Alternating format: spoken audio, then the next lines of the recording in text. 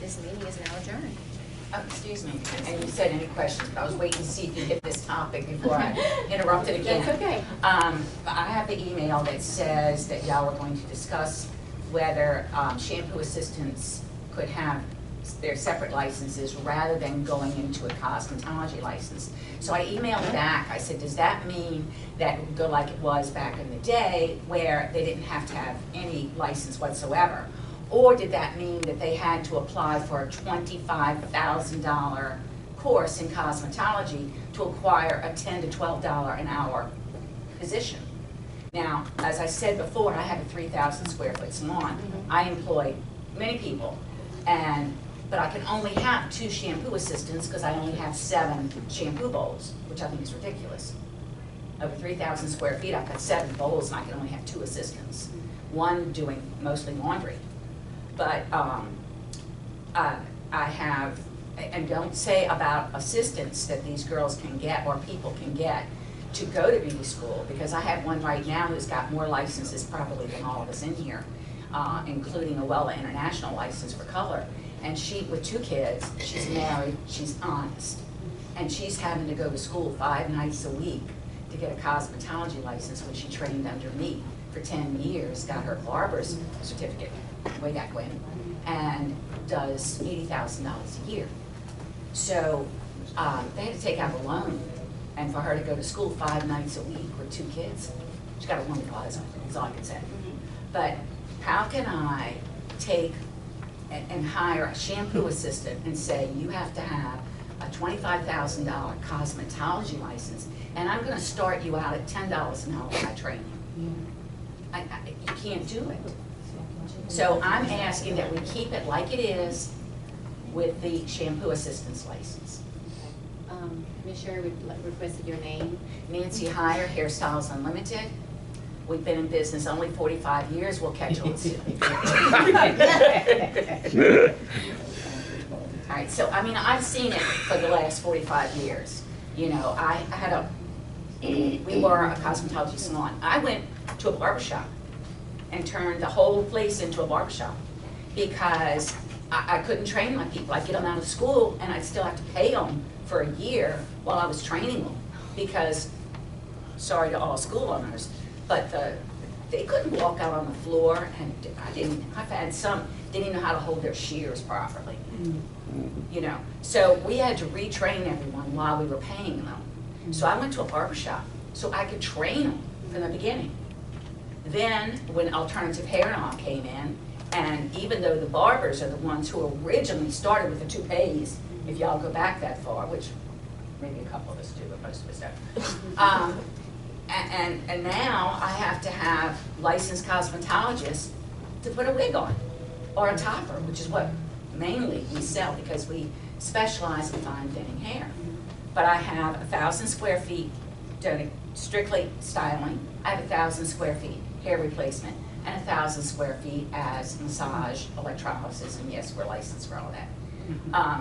So to tell me that I'm going to have to tell my stylist, I'm sorry, but now you can only take half of your clients because you've got to shampoo them, you've got to rinse the perms, you've got to take the color out, you got to get them into a smock, you got to get them ready, and cut their salary in half. They're going to do what so many in our profession, and anyone who works out in the real world can tell you, most of our profession is going into their garage, right? Yeah. And they're doing hair, and are they paying y'all? No. Are they paying their taxes? No. Are they getting continued education? We have a $15,000 allotment every year for your education. Girl comes to me and says, I want to go to New York to get my international Wella. You got it. You go. I paid for her airline, I paid for her hotel, I paid for everything. Twice a year we go to the hair loss, the only one, council, and it's all over the United States. I just took 3 other girls with me this year. I took 6 other girls with me to the premier beauty show. Paid everything. That doesn't happen when you're working in your garage. So I don't want to go back to the old beauty parlor. We saw our profession rise from glorified waitresses to professionals. We can speak professional language. I can tell you all about your hair. I can tell you about your scalp. I can tell you that you're not eating properly, which is why your hair's falling out. Okay? They can't do that when they're working in their garage, and they can't pay you either. So, and don't even get me started on the nail salons. All of them have got a nasty little bed sitting in the back that they wax on, and they're not licensed. And I've talked to your people on the street and they say, put in a complaint. I don't have time. You know, I run a business, I'm 75 years old. I work 40 hours a week. I have a house and I have 2 other people I take care of. I don't have time to go around doing y'all's job. So please, when you start talking about making it harder for us to produce a living wage for our people, think about us who are behind the chair. Thank you. I love you. I love you too. I have a barber's license. I have every license I can have. Can I add to that? I can't, the cosmetology board won't allow me to maintain my barber's license, my barber's, I can't have barber and cosmetology, right? So I had to drop out of the barber's board because where do we make our money? Alternative hair. But now you gotta have a $25,000 license to put on. They can't afford it, is what I'm trying to tell you. And if they're a middle class, they can't get any assistance. So what do? I need my shampoo assistance. Thank you. Sorry, I get emotional. Go ahead, I'm sorry. No, you're fine, because we get emotional as well. My name is Anisa Parks. I'm with Headliners NOLA. We're basically the alternative hair design. And literally, she is talking to what we've been saying this whole time. You have people who have been doing these things for over 20 years, and now somebody say, oh, it's deemed that it needs this license. Where you have people who are doing locks who don't, they may have a license, but they don't know what to do with locks. They don't know how to color them. They don't realize it takes more colors to color locks because it's dense, right? And so what we have to do is train people. That takes 5 and 6 months to train someone, because when they're coming out there, the schools, they're not getting the right type of education. So we have to re-educate them before we even put them on the floor. I mean, like, we're not getting anything back from that. It's like, you know, nobody said, let's talk to the people who've been doing this. Figure out how we can grandfather them in. Because what's going to happen, like she said, they're going to the garage. People are going to go to people they trust. And if they don't have the license, they're going to their house, and y'all not going to make the money. We pay our taxes, y'all get that money, right?